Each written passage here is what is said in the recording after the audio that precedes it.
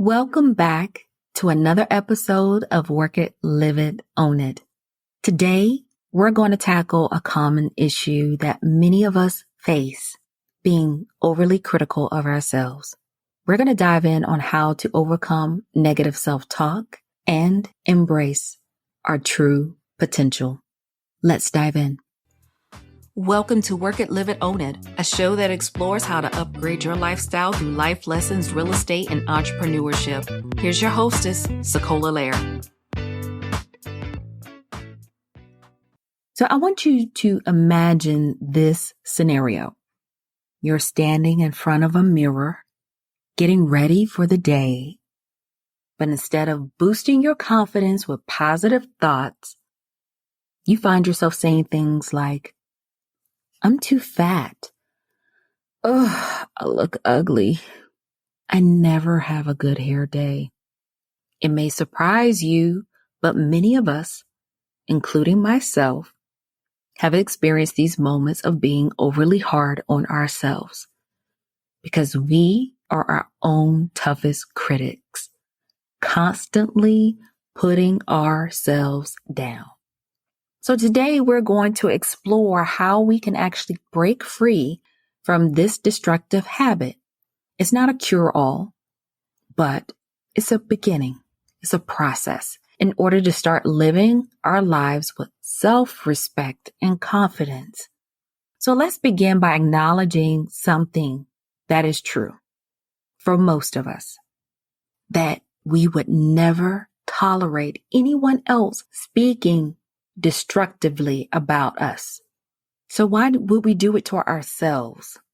And guys, listen, if there are some of you out there who do allow other people to talk destructively about you, then my advice to you is to get in touch with a therapist so you can start the healing process. But first of all, if you can at all possible, and if it is safe for you to do so, you need to remove yourself from that environment, from that situation, from those people. And if you need help to do so, then please reach out to someone you trust to help you along that way, in that path. Now, in my work with female entrepreneurs in the past, when I was a video marketing specialist, I noticed a common pattern when it came to suggesting using video to stand out from their competition. And if anyone has ever told you before, hey, all you got to do is just do videos. Just turn the record button on. Just press that record button. The more you do it, the better you will become. That's a load of crap. For some people, it will work. But for women, the ones that I've worked with in the past, it did not work no matter what you said, what you tried to do. So I created an environment, a safe space for women to help start building up their confidence. And they motivated each other, supported each other.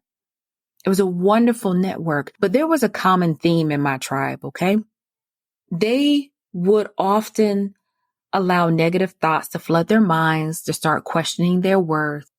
But I firmly believe that before myself or anyone else can confidently appear in front of a camera, we first need to embrace and embody self-assurance in every aspect of our lives. So how do we overcome these negative thoughts that hold us back? In order to overcome these negative thoughts that hold us back, we need to understand that we are not perfect. It's about progress. It's about improvement. And I would tell that tribe of women entrepreneurs that I worked with that practice doesn't make perfect. Practice makes improvement. So if you are out here thinking that you're going to show up in your everyday life and it's going to be perfect, think again. This is not that podcast episode. I am not going to lie to you. It's going to take practice. It's going to take work. Okay? So remember, it's progress, not perfection, that we all should strive for. And it's a shift in our mindset that allows us to accept our imperfections and grow from them. Let me say that again. We need to be able to accept our imperfections and learn to grow from them. So now let's talk about some practical steps that we can take to break free from the negative self-talk when we find ourselves overwhelmed by damaging thoughts because it's crucial to changing our routine or our environment. So here are a few suggestions. 1, if your space, your living space is not suitable, it causes you angst and overwhelm, then I like fresh flowers. My cats love them too, which is why I don't have them a lot at home, but in my office, my workspace, I like to have fresh flowers or a live plant. I love to have beautiful artwork around me. I even had an artist who took some of my favorite quotes, put them on fancy paper and made them very colorful. And I put them in picture frames. So when I walk into my workspace, I see all these wonderful quotes that gives me a good feeling. I'm surrounded by beautiful artwork, and artwork doesn't have to be expensive. Go to a consignment store and find something that you like. Find something and put it in your space, your workspace, even in your car. If it's aromatherapy, put that in your car. If that makes you feel good, if it boosts your confidence, if it makes you feel at ease, do that. Take a relaxing walk, clear your mind and connect with nature. Another thing that I want you to be able to do, and it's something that we all take for granted, is this.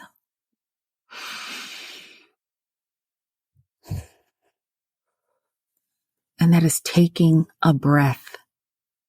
A lot of us, we take for granted our own breathing. We take for granted that our next breath is coming. It's not always promised to us, guys. A good friend of mine, a former colleague of mine, gave me the 3 Bs. And this is something I want you to remember whenever you are feeling overwhelmed, full of anxiety, and a lot of things are going on within you. The 3 Bs. I want you to back up, breathe, and be quiet. Sometimes it's within that stillness is when you learn. For me, I pray to God, and I'll say, okay, show me the next step. Back up, breathe, and be quiet. The 3 Bs, guys. Next, listen to calming and uplifting music that inspires you. I love music from all different cultures, from around the world. I love music that takes me mentally to another place, maybe another time. It gets me out of my stinking thinking. That's what my life coach calls it, stinking thinking. Engage in invigorating exercise to release endorphins and boost your mood. And for all of us, we may not be able to do rigorous or invigorating exercise, maybe some low impact exercise. There are even exercise programs out there on YouTube for people who are wheelchair bound that you can do. Some form of movement, guys. If you can do something, do that. And if you can't, here's something we all can do. That's very important. We can perform random acts of kindness. We can help someone else. We can show gratitude, because it's when we focus our attention away from ourselves and focus on showing kindness to others, we're no longer trapped inside of our thoughts. And listen, guys, these tips that I'm sharing with you are not a cure-all, okay? These tips are for you to put into practice on a daily basis. And so what do I mean by that? I will share with you what I do personally. So every day I try to do this on a daily basis, and sometimes I don't. But when I wake up in the morning, I do what I call the Power 15. My Power 15 looks something like this. First 5 minutes, I pray. Second 5 minutes, I read something inspirational or spiritual for me. And yours could be different. Okay. Then the last 5 minutes, it could be a form of exercise or it could be journaling. That's my Power 15 in the morning. Before I close my eyes at night, I don't care what kind of day I had. I challenge myself to think of 4 things that I can be grateful for. When I do that, my brain immediately goes, oh, I didn't have such a bad day after all. There was a lot to be grateful for.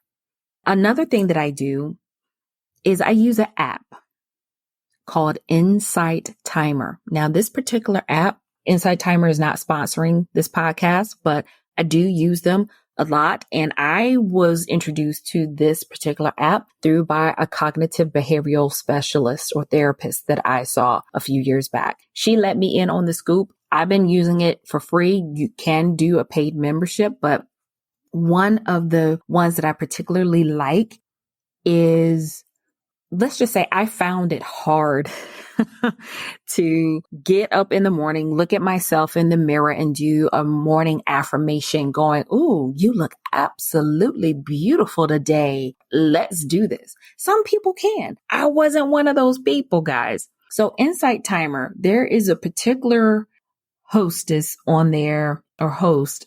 And I apologize if I mispronounce the name because names are important to me. I mean, if you hear my name, SaCola, a lot of people mess that up a lot of times, but Dora Kamau, Kamau. I don't know if I'm saying that correctly, so I apologize. If you know how to pronounce her name, please let me know. But it is this affirmation mindset audio track entitled, "I Receive That."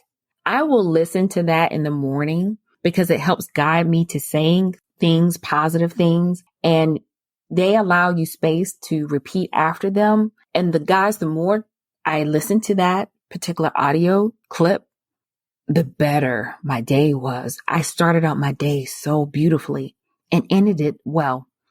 So these simple actions can actually provide relief, bring joy into our lives. The key is to interrupt the negative thoughts or stinking thinking by redirecting our attention to positive thoughts, surrounding ourselves with supportive people, seeking uplifting places, and engaging in activities that bring us happiness.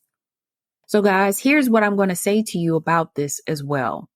Because a lot of times people ask me, "What, did you see the news?" No, I don't watch the news. I stopped watching the news over 10 years ago. And they're like, "What? Oh my God. How do you stay up to date?" I don't need to stay up to date with everything. I stay up to date with what's important. And usually I find out about what's happening in the world. You know why? Because there's always someone around me who is watching the news and that is going to enlighten me on what is happening. And if it really intrigues me and I want to look it up, I will look it up.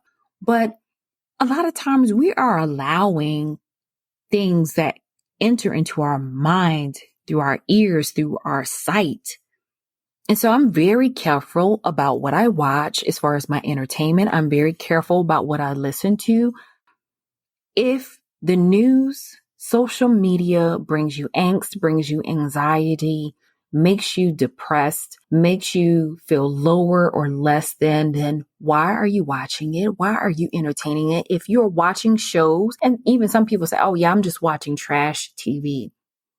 Is that helpful and beneficial to you? If it doesn't bother you and it runs off your back like water, it rolls down your back like water, great. That's fine. But be cognizant and be careful of your entertainment and what you're taking in. And notice how it affects you in your body. How does it feel? How does it sit with you? How does it resonate with you? Even on social media, my accountability partner and I had a conversation. And this happens with a lot of realtors and even other business owners. You're seeing everybody out there doing this, posting that. Oh, I just sold another home. Oh, I just did this. Ooh. I just landed this big time client. And what happens? You start doing that comparative thinking, right? Oh, I should be there. They came in after me. They've been in this business less than I have. That's a choice. You following them, that's a choice. See, I learned with my social media feed, I look at things that inspire me. Food, recipes, positive things. And even though I am friends with other realtors, guess what? When I started and I knew I had an idea of how I wanted to branch out and increase my brand awareness, if you were a distraction to me, guess what I did? Facebook has this lovely feature called snooze. I snoozed her behind for 30 days. I even snoozed my accountability partner for 30 days. I snoozed everybody for 30 days because I needed to practice the 3 Bs. I needed to back up, breathe, and be quiet. And that's when I found my own lane. So if you are finding yourself comparing yourself to other people and putting yourself down because of what you see in other people doing, then why are you following them? That's a choice. So be careful about what you're taking in, the information that you're taking in on a daily basis. And as the wise Pearl Bailey once said, no one knows your worth except you. So it's time to acknowledge your own value and embrace your self-worth. And when fear and negative self-talk hold us back, and I'm putting us in there because it includes me too, let's share the message like this one with those who might benefit from it, even if that someone is ourselves. So if this podcast resonated with you, then save this podcast. If you think someone else can benefit from it, share it. But listen, before we part ways, I want to leave you with a reminder. You have the power to shape your own narrative. Embrace your uniqueness, your flaws, the journey of becoming the best version of yourself. Don't let negative self-talk hold you back from reaching your full potential. Thank you for tuning in to this episode of Work It, Live It, Own It. If you found value in today's discussion, please share this podcast with anyone who could benefit from it. Remember, you have the power to transform your self-talk. It takes practice, daily practice. Take care of yourself, be kind to yourself, and always remember to work it, live it, and own it in your everyday life. Until next time.